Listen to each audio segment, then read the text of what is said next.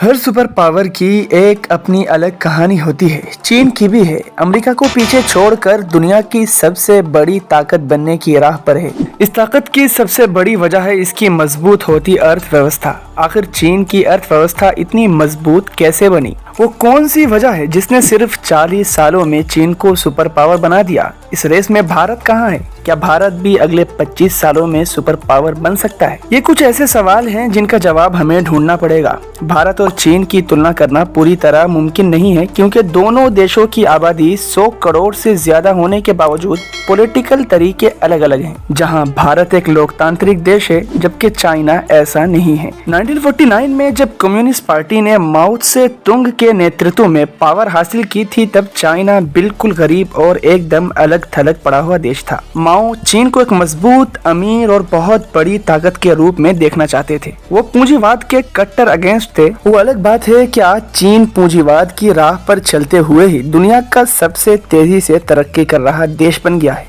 माओ ने 1976 में अपनी मौत तक 27 सालों तक चीन पर हुकूमत की। उन्होंने देश की आत्मनिर्भरता पर ही जोर दिया। 1950 के दशक में द ग्रेट लीप फॉरवर्ड के तहत काफी बदलाव की कोशिश की, मगर उनकी नीतियों की वजह से 1961 तक आते आते चीन में भूखमरी की हालत हो गई थी। दूसरी तरफ 1947 में भारत में जवाहरलाल नेहरू ने आजादी के बाद जब पावर संभाली, तब भारत की अर्थव्यवस्था कृषि पर ही आधारित थी। वो भी जानते थे कि भारत को अगर तेजी से तरक्की करनी है तो कृषि से निकालकर उद्योग की तरफ ले जाना होगा। चीन में 1978 में कम्युनिस्ट पार्टी के प्रेसिडेंट डेंग शियाओपिंग एक नई सोच के साथ आए। उन्होंने चीन में आर्थिक क्रांति की शुरुआत कर दी। शियाओपिंग के बारे में कहा जाता है कि उन्होंने ही चीन को इतना अमीर बनाया है। उनके लाए हुए सुधार माओ के सिद्धांतों से बिल्कुल अलग थे। उन्होंने चीन के मार्केट को पूरी दुनिया के लिए खोल दिया। उनका मानना था कि गरीबी के आधार पर समाजवादी तरीका नहीं अपनाया जा सकता। शियाओपिंग ने पूरी दुनिया से बंद पड़े कूटनीतिक रिश्ते फिर से बनाने शुरू कर दिए।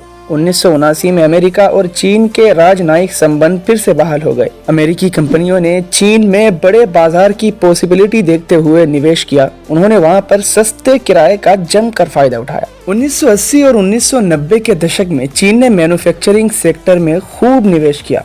शुरुआत में चीन में बल्ब, खिलौने, बैटरी जैसी ले एंड प्रोडक्ट्स का ही निर्माण होता था, लेकिन धीरे धीरे चाइना हर छोटी से बड़ी चीज बनाने का केंद्र बन गया। यही वजह है कि चीन को दुनिया की फैक्ट्री भी कहा जाता है। इन सामानों को उन्होंने पूरी दुनिया में एक्सपोर्ट किया, जिसका नतीजा ये हुआ कि 2010 में अमेरिका को पछाड़कर चीन मैन्युफैक्चरिंग के सेक्टर में दुनिया का सबसे बड़ा देश बन गया था। 2019 तक आते आते ग्लोबल मैन्युफैक्चरिंग सेक्टर में चीन का हिस्सा 29% हो गया था, जबकि अमेरिका का हिस्सा सिर्फ 17% ही रह गया। मैन्युफैक्चरिंग सेक्टर की वजह से चीन में करोड़ों लोगों को रोजगार मिला। इस वक्त चाइना में हर आदमी सालाना करीब $333 कमाता था, और अगर अपने भारत की बात करें तो उस टाइम भारत में हर आदमी की कमाई सालाना $300 थी। अगर आप देखें तो दोनों ही देशों के लोगों की कमाई उस वक्त तकरीबन बराबर थी, लेकिन 2021 में भारत में ये 7 गुना बढ़कर $2191 हो गई थी। लेकिन इसी दौरान चीन की प्रति व्यक्ति कमाई $11,819 हो गई थी, जिससे साफ पता चल गया कि अब चाइना हमसे काफी आगे निकल चुका है। चीन के सुपर पावर बनने की सबसे बड़ी वजह उसका एक्सपोर्ट पर जबरदस्त फोकस है।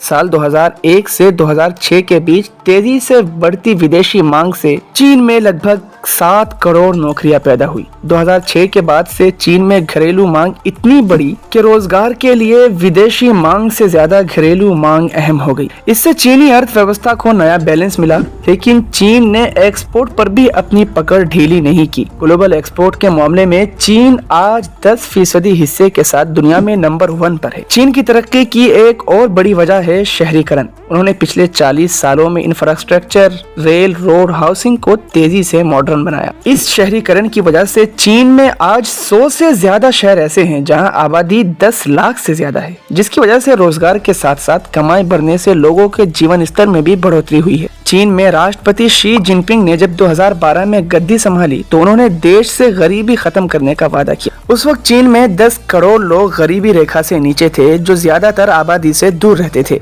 जिनपिंग ने गरीबी से निकालने के लिए 2.5 करोड़ लोगों के जर्जर मकान रहने लायक बनाए। और 1 करोड़ लोगों को अलग जगह पर बसाया। फिलहाल चीन की आबादी लगभग 143 करोड़ है। 1981 में चीन में 88% लोग गरीबी रेखा के नीचे रहते थे, लेकिन चीनी सरकार के दावे के मुताबिक अब चीन में एक भी शख्स गरीबी रेखा के नीचे नहीं है। कोरोना के कहर से सबसे पहले संभलने वाले देशों में भी चीन ही सबसे आगे रहा है। इस वक्त दुनिया की सबसे प्रमुख अर्थव्यवस्थाओं की जीडीपी माइनस थी, तब भी चीन की ग्रोथ पॉजिटिव थी। फिलहाल अमेरिका इस वक्त दुनिया की सबसे बड़ी अर्थव्यवस्था है। ऐसा माना जा रहा है कि जब चीन की आजादी के 100 साल पूरे होंगे तब वो दुनिया की सबसे बड़ी अर्थव्यवस्था बन चुका होगा, और ये भी माना जा रहा है कि तब हम दूसरे नंबर पर होंगे। लेकिन 25 साल का वक्त बहुत लंबा होता है। अगर हर भारतीय हिम्मत करे तो हम चाइना को पछाड़ कर नंबर 1 पर भी आ सकते हैं।